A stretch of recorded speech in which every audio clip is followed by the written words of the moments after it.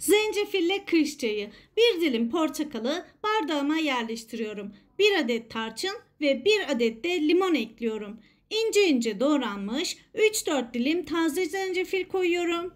Ve son olarak bir kaşık da bal ekliyorum. Ve bardağımı kaynar su ile dolduruyorum.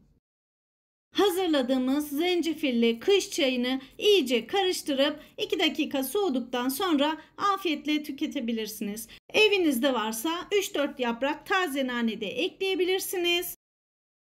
Özellikle boğaz ağrısı ve öksürüğe çok iyi gelen kış çayını mutlaka denemenizi tavsiye ediyorum. Boğazınızı yumuşattığını göreceksiniz.